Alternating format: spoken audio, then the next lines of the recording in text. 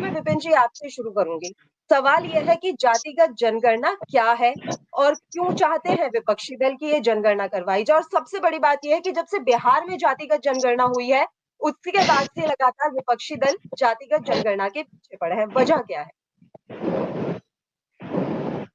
देखिए, आज का जो आपका मुद्दा है बड़ी अहमियत रखता है, क्योंकि यहाँ पर एक तरफ सरकार का नारा है, प्रधानमंत्री का नारा है, सबका साथ, सबका विकास, सबका विश्वास, सबका प्रयास। और यहाँ पर अगर विपक्ष की बात करें, जो परिस्थितियां 2014 में 2019 में थी, अब वो परिस्थितियां नहीं है, क्योंकि मोदी सरकार को स्पष्ट बहुमत नहीं मिला है। फलस्वरूप कि यहाँ पर बाकी जो सहयोगी दल हैं, घटक दल हैं, उनको साथ लेके चलना पड़ेगा, सलाह मशवरा करना पड़ेगा हर एक मुद्दे पर। कि आप अगर वन नेशन वन इलेक्शन की बात करें, यूनिफॉर्म सिविल कोड की बात करें, ऐसे तमाम मुद्दे। और सबसे बड़ी बात है कास्ट सेंसस की जो बात चल रही है। दो बातें हैं बड़ी जरूरी, मैं पल्लवी चाहता हूं आपके दर्शकों तक पहुंचे, कि एक सेंसस होता है और एक socio economic and caste census, SECC। तो यहाँ पर उसके बीच में उसका मुद्दा क्यों उठाया जा रहा है कि जो कुछ ऐसे SC STs, तो एक बात हो गई, क्योंकि उनके लिए तमाम योजनाएं आती रही हैं, जितनी भी सरकारें रही हैं आजादी के बाद।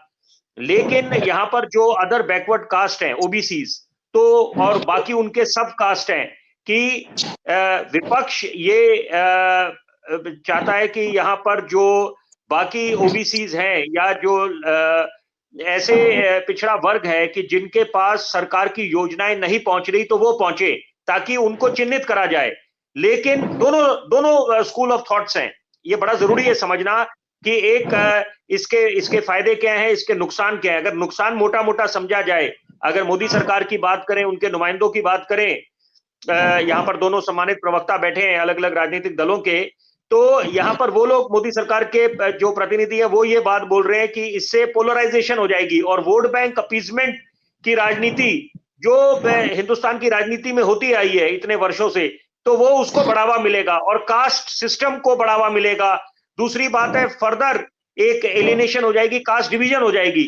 तो यहाँ पर एक तरफ हम नेशनल इंटीग्रेशन, नेशनल सॉलिडेरिटी की बातें करते हैं, ऊपर से यहाँ पर जाति जनगणना में उलझ के रह जाएं, तो वो ये तो एक इसका नेगेटिव साइड है कि यहाँ पर कि जो मोदी सरकार के जितने नेता वो बात ये आगे रख रहे हैं कि यहाँ पर विपक्ष चाहता है कि किसी तरह से अपना वोट बैंक को साधे और उससे एक तरह से और विभाजन हो जाएगा, क्योंकि यहाँ पर ये आज के वर्तमान दौर में देश को एक करना है और बाकी जो मसले हैं, क्योंकि आपने हिंदुस्तान को महाशक्ति बनाना है, आत्मनिर्भर बनाना है, और सबसे बड़ी बात है कि जो चुनौतियां हैं उनसे निपटना है, क्योंकि LAC LOC पे एक अलग चुनौती बनी हुई है।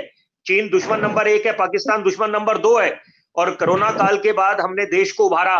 लेकिन सबसे ज्यादा जरूरी है जो बात समझने के लिए जो समझनी चाहिए कि यहाँ पर आप अगर बात करते हैं जाति जनगणना की, तो वहां पर दोहरे मापदंड, देखिए इस पे जरूर ध्यान केंद्रित होना चाहिए कि एक तरफ जब सरकार इसको रिफॉर्म्स के तहत मुद्दा उठाती है, NRC का, NPR का, अगर बड़ा फख्र महसूस करते हैं अपने बच्चों को या परिवारजन, अगर कोई अमेरिका जाता है, बोलते हैं अमेरिका में पढ़ाई कर रहा है, तो land of opportunities, the big Apple, तो वहां पर यह भी समझना चाहिए कि वो लैंड ऑफ अपॉर्चुनिटीज कैसे बना, क्योंकि वहां पर एक फिल्ट्रेशन सिस्टम है। ऐसा नहीं है कि आप कोई भी आके वहां पर शरण ले ले, तो उनके जो मापदंड है, मानक जो उन्होंने रखे हुए हैं सामने, वो बड़े स्ट्रिंजेंट है।